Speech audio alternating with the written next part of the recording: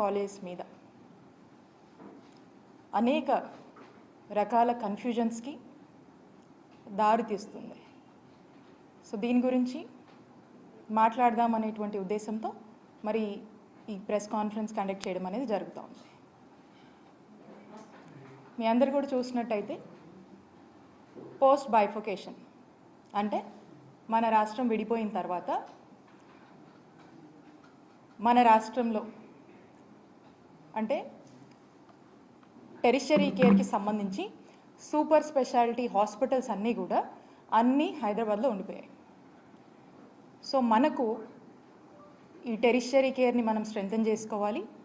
ఈ super speciality hospitals అన్నిటినీ కూడా మనము మన రాష్ట్ర ప్రజలకు సంబంధించి వారికి కావాల్సినటువంటి వైద్య సేవలన్నీ కూడా మన రాష్ట్రంలోనే అందాలి అనేటువంటి ఒక గొప్ప ఆలోచన. మన వాళ్ళందరికీ కావాల్సినటువంటి హెల్త్ కేర్ సర్వీసెస్ ట్రీట్మెంట్స్ అన్నీ కూడా మనమే ఎక్విప్ కావాలి భవిష్యత్ కాలంలో అనేటువంటి ఒక ఆలోచన ఆనాటి ముఖ్యమంత్రి అయినటువంటి జగన్మోహన్ రెడ్డి గారు ఒక గొప్ప ఆలోచనతో ఒక దూరదృష్టితో ప్రజల ఆరోగ్యం పట్ల వారికి ఉన్నటువంటి చిత్తశుద్ధితో గొప్ప ఆలోచన చేసి ఈ రాష్ట్రానికి 17 గవర్నమెంట్ మెడికల్ కాలేజ్ తీసుకురావాలి అనేటువంటి ఒక గొప్ప ఆలోచనకు శ్రీకారం చుట్టడం జరిగింది. ఈ మెడికల్ కాలేజ్ రావటం వల్ల పేద ప్రజలకు మెరుగైన ఆరోగ్యం, నాణ్యమైన ఆరోగ్య సేవలు, ఉచితమైన ఆరోగ్యం మన రాష్ట్రంలో ఇవ్వచ్చు అనేటువంటి ఆలోచనకు మరి జగన్మోహన్ రెడ్డి గారు అడుగులు వేయటం జరిగింది. వైఎస్ఆర్ కాంగ్రెస్ పార్టీ అధికారంలోకి రాగానే మీరు చూసినట్టయితే ప్రతి పార్లమెంట్ జిల్లా పరిధిలో ఒక కొత్త గవర్నమెంట్ మెడికల్ కాలేజ్ తీసుకురావాలి ఉండాలి అనేటువంటి ఆలోచనతో ఈ రాష్ట్రంలో 17 గవర్నమెంట్ మెడికల్ కాలేజ్ని తీసుకొచ్చేందుకు శ్రీకారం చుట్టి సుమారు 8,500 కోట్ల బడ్జెట్తో మరి ఈ కాలేజ్ని తీసుకురావాలనేటువంటి ఒక ప్రణాళిక సిద్ధం చేయడం జరిగింది. ఒక్కసారి ఆలోచన చేయండి, ఒక మెడికల్ కాలేజ్ ఈ రాష్ట్రంలో రావాలన్నా, ఒక మెడికల్ కాలేజ్ తేవాలన్నా ఓవర్ నైట్లో అయిపోదు.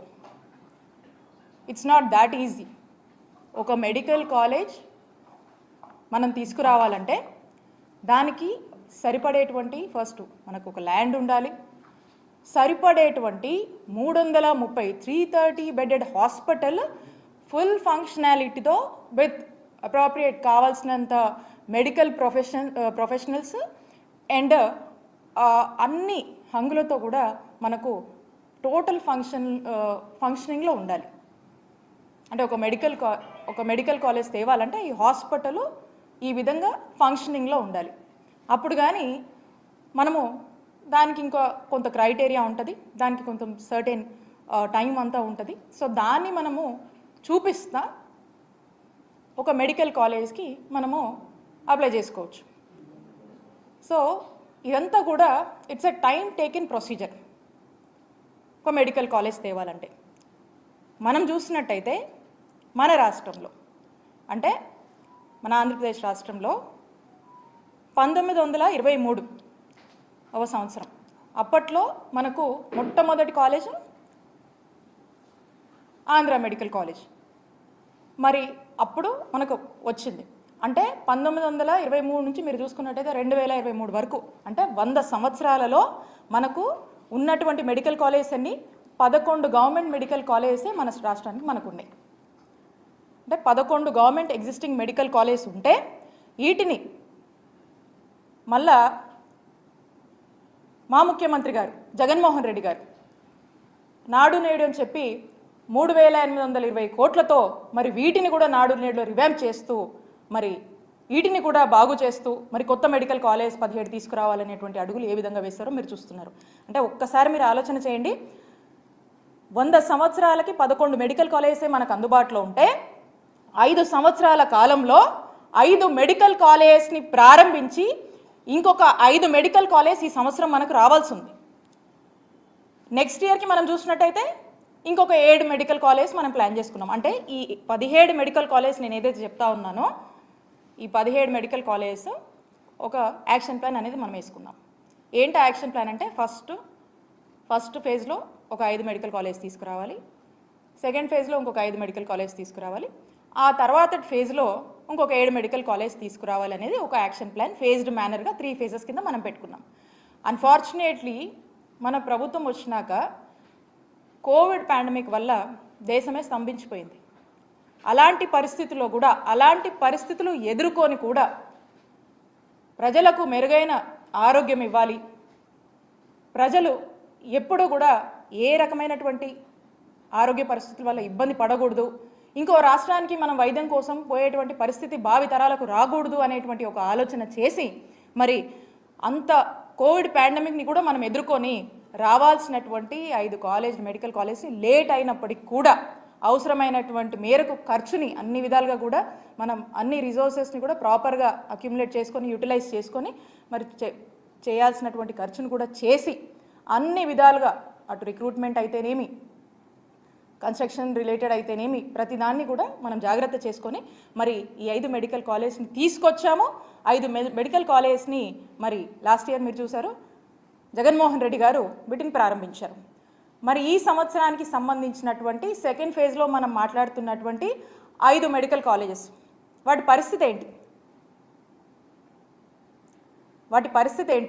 ఆల్రెడీ మా టెన్యూర్లోనే మేమున్నప్పుడు దానికి కావాల్సినటువంటి ఇన్ఫ్రాస్ట్రక్చర్ని దానికి తగినటువంటి కొంత గ్రౌండ్ వర్క్ అనేది మేము పూర్తి స్థాయిలో కూడా మేము చేయడం జరిగింది. ఇంకా కొంత చేయవలసింది ఉంది.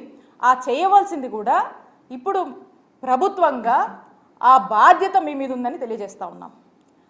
మరి ఆ బాధ్యతను మీరు సక్రమంగా నెరవేర్చి ఈ 5 కాలేజీలు మరి ఈ సంవత్సరం అందుబాటులోకి రావాల్సినటువంటి అవసరం ఏదైతే ఉందో ఆ 5 కాలేజీలని మరి రావాల్సినటువంటి పరిస్థితుల్లో మరి ఏ కాలేజ్ కూడా మరి ఇప్పటికి కూడా మనకు వీటి మీద ఒక ప్రాపర్ క్లారిటీ అనేది లేదు.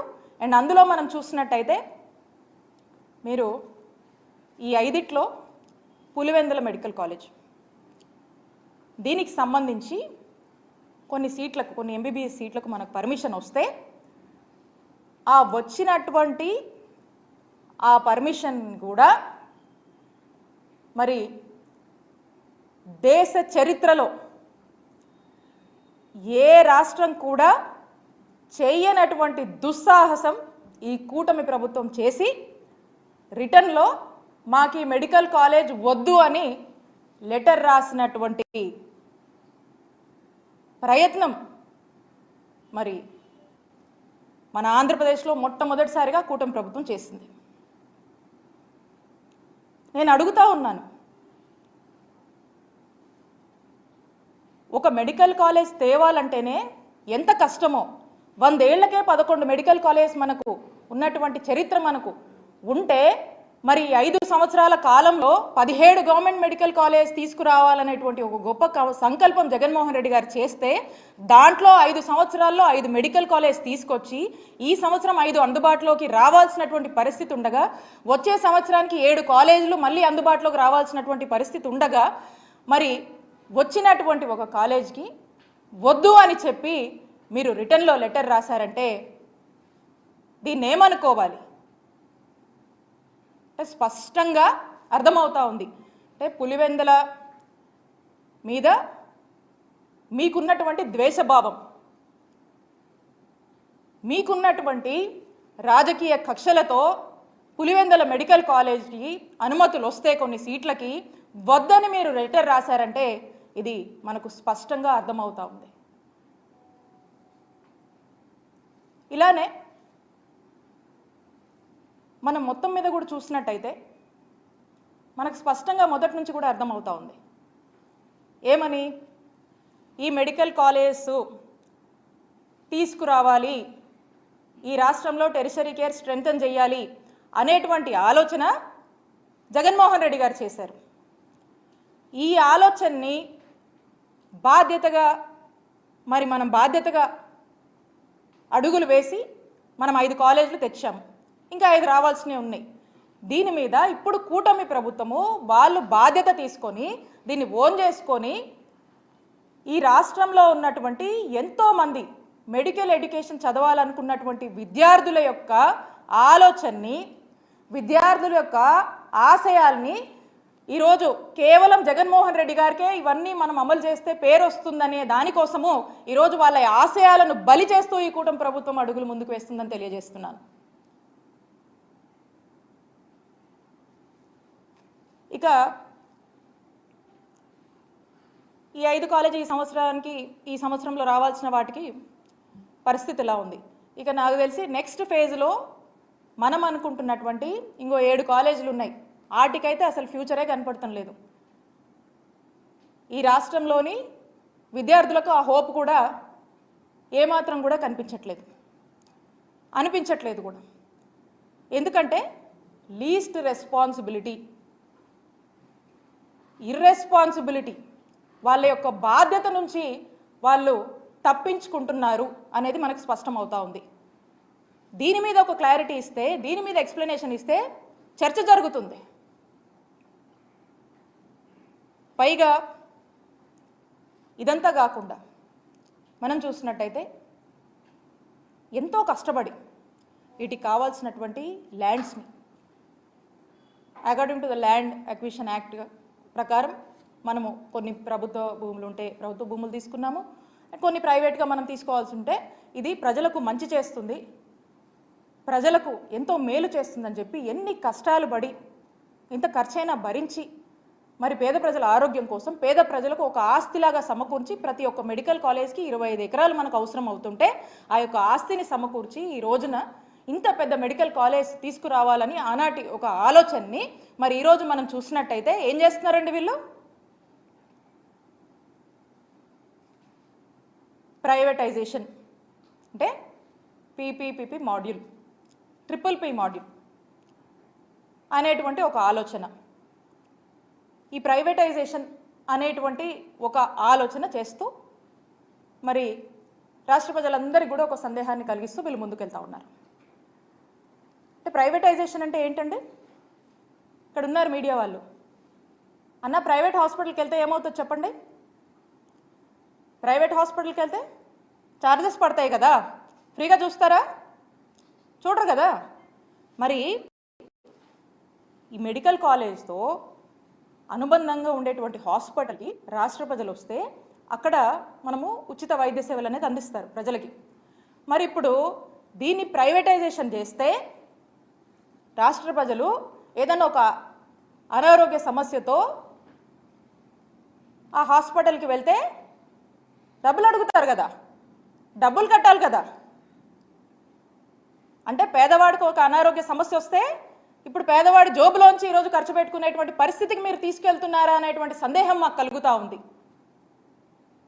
అంటే దీన్ని బట్టి మనకు స్పష్టంగా అర్థమవుతా ఉంది ఈ యొక్క మెడికల్ కాలేజ్ అన్నిటినీ కూడా ఈ ప్రైవేటైజేషన్ పేరుతో ప్రైవేట్ వాళ్లకు దారాదత్తం చేస్తూ ఒక పెద్ద స్కామ్కి తెరతీస్తున్నారని మనకు సందేహం కలుగుతూ ఉంది.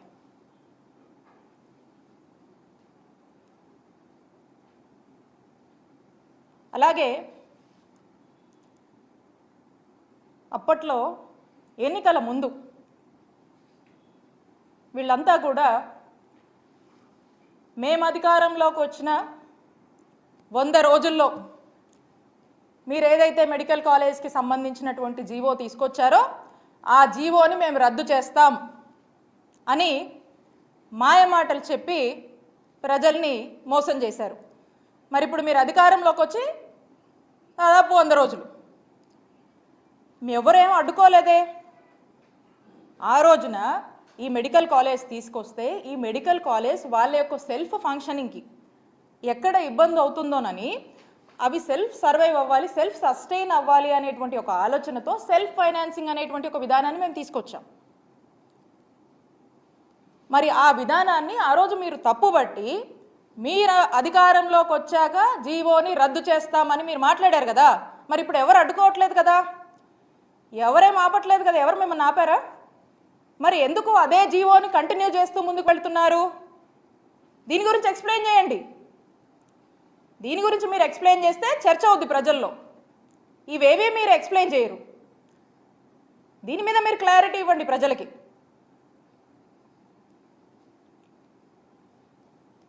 ఈ విధంగా మనం చూసినట్టయితే ఈ కూటమి ప్రభుత్వం ఇక్కడ వాళ్ళే ఉన్నారు, ఆ పైన వాళ్ళే ఉన్నారు. వీళ్ళు చేయాలంటే, మనసు పెట్టి చేయాలంటే ఖచ్చితంగా ఈ సంవత్సరం రావాల్సినటువంటి 5 మెడికల్ కాలేజ్ అందుబాటులోకి వచ్చేవి. రేపు రావాల్సిన వాటి గురించి కూడా ఒక ప్రణాళిక, దాన్ని కూడా ఒక యాక్షన్ ప్లాన్ అనేది నడిచేది. కానీ మీలో ఆ కమిట్మెంట్ లేదు, మీరు ఆ రెస్పాన్సిబిలిటీ తీసుకోవట్లేదు. ఎంతోమంది పేద విద్యార్థుల వాళ్ళ యొక్క ఆశల్ని మీరు బలి చేసే విధంగా మీరు అడుగులు ముందుకు వేస్తూ ఉన్నారు. ఖచ్చితంగా దీని మీద మీరు ఒక క్లారిటీ ఇవ్వాలి, దీని మీద మీరు ఎక్స్ప్లెయిన్ చేయాలి.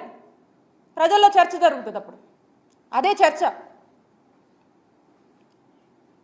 నేను ఒక్కటే చెప్తా ఉన్నాను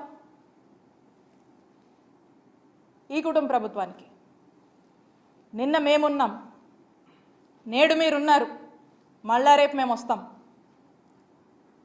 గవర్నమెంట్ అనేది ఒక కంటిన్యూస్ ప్రాసెస్, ఇది ఒక కంటిన్యూస్ ఇన్స్టిట్యూషన్. కోట్ల మంది ప్రజలు